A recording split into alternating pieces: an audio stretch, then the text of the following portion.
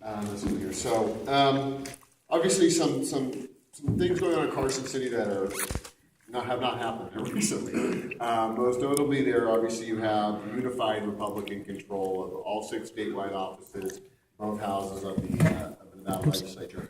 The last time that happened was Great Depression. You gotta go way back for that to happen. Yeah. Oh my goodness.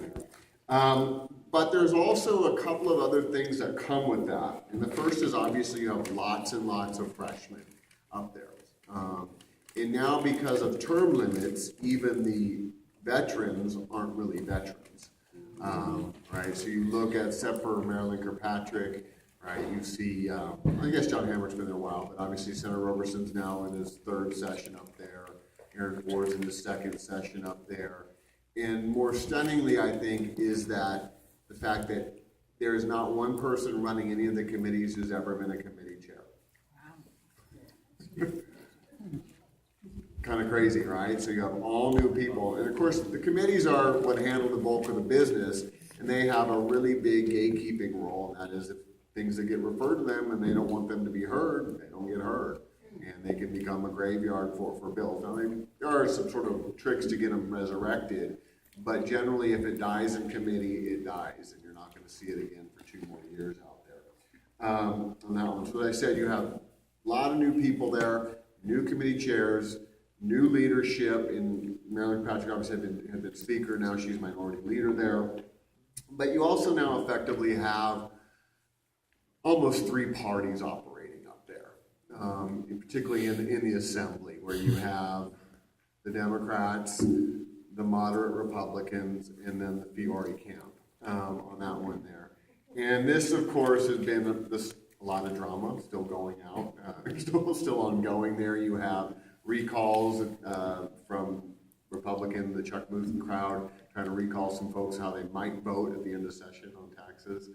There you have this whole Chris Edwards saga going on about was he extorted to change his vote on this.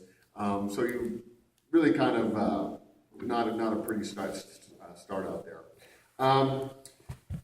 So what's in store for us? Well, obviously you're seeing so far each day of the legislative session as sort of one of the Republican wish lists coming out, if you will. They've been sort of frustrated. Democrats followed up their bills, so on and so forth now.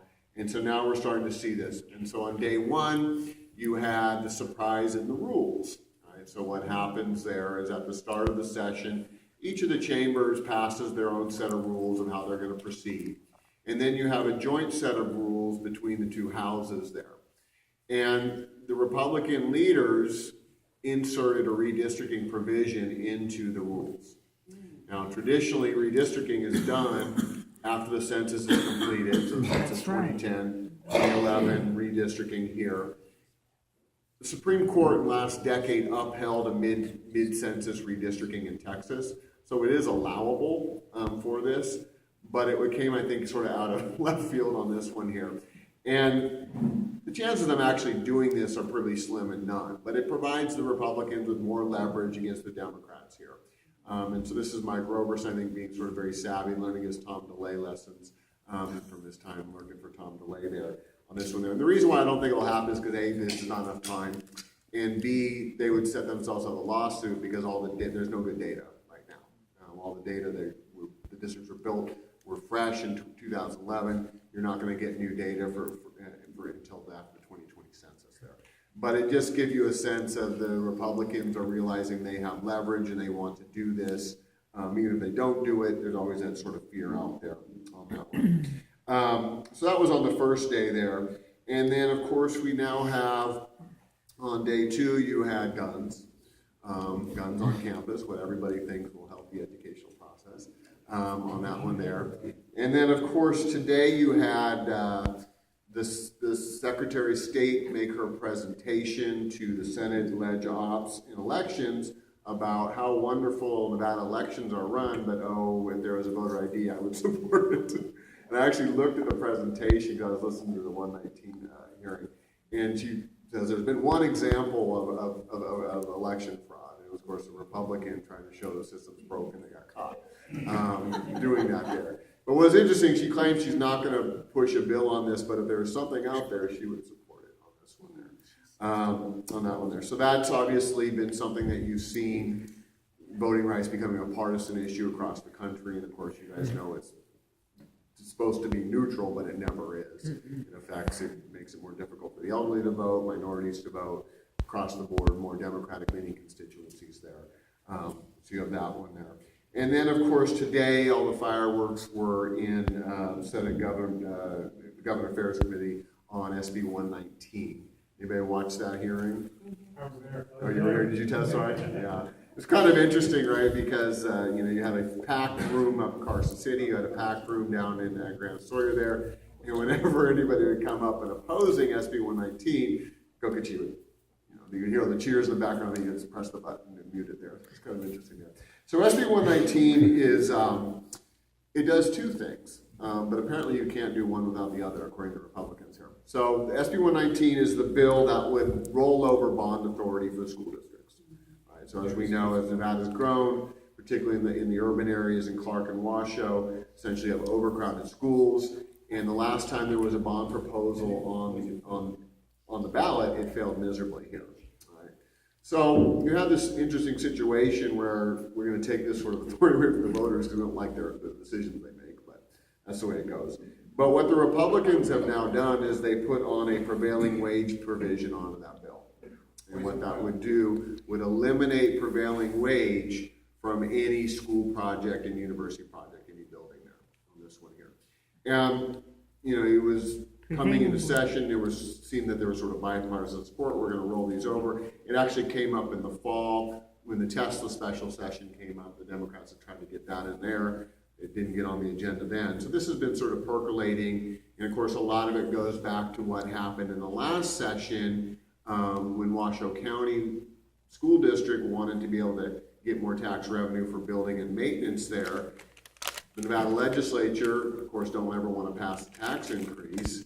So in their infinite wisdom, they devolved that decision to who?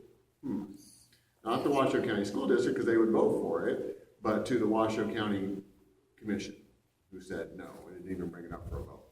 So that's sort of the backdrop of where that came from here. And so the Republicans say that even though there's bipartisan support for the bill, it won't pass the committee without prevailing wage, is sort of what they've argued with that. And they control the agenda here, and they're probably going to keep it in there. And I guess it'll be passed out of committee with that included on it. And of course, that's the first step in the process there. So this is, every day we see sort of one after the other.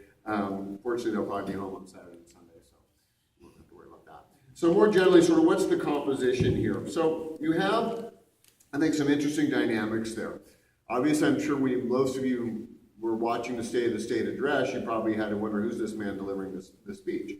Because in many ways it took a lot of ideas the Democrats have been fighting for, particularly in terms of education funding, and the governor claimed them and put them in the budget there. And I think that was sort of a, wow, this guy's finally getting it, and obviously this means he's probably never running for election again. It's been amazing to watch. 2 months ago, here's this up and coming Brian Sandoval, watch out for him, and now the Republicans have sort of said this guy's done on that one there. So he's basically positioned himself as a moderate Democrat on some of these issues, which is kind of interesting there. And then you have, of course, the Senate, which seems to be more conciliatory, at least more consensus-based. And you now have this interesting role for Michael Roberson. If you remember, after the 2010 election, he was Mr. Tea Party and Mr. Bomb Thrower. And now he's become much more consensus-oriented there. And I think he sees his role as sort of playing the saucer to cool the hot tea coming out of that assembly on that one. So you have that going on there. And of course, you then have, and Mark, you have to appreciate this because you always hated the 2/3 tax requirement. But right now, that's what gives the Democrats some leverage. Yeah. Is the irony of the ironies, right? So Nevada, for the legislature to pass a tax increase, is a 2/3 requirement. That was a constitutional change that was made not too long ago there. Of course, Democrats always hated this when they wanted to raise the revenue because they knew that it was very tough to get 2/3. And so a lot of times they wouldn't even bring up bills knowing that they weren't going to get the votes on this one here. But this is what gives them a little bit of leverage here if you can actually craft a revenue package. Right? So the governors came out late last week, detailed his plans for raising taxes. Obviously, part of that's rolling over. I guess you can't call them rolling over because he said now that we're going to basically permanent. But we've rolled over 3 times sunsetted taxes, which are about $600 million in revenue here. And so then he put on his, which looked a lot like gross receipts tax on that one there. And basically it's a floating scale depending upon the type of business you are, is you would pay that, instead of paying your business fee, you would pay that. And the scale goes from like $400, right now every business pays $200, and you would have basically $400 is the low point, and it would cap out at $4 million, but I think the highest on this time was $2.4 million. I think I was probably MGM on this one there. So he's come out and he said, this is my plan, right? And I'm going to defend this here. And now you have this sort of interesting fight among Republicans who have said, yeah, we want to support education. Yes, we're open to revenue. Some of them are obviously willing to buck the governor. Obviously, it's folks in the assembly, the controller, the treasurer, I think today released his own budget for whatever reason.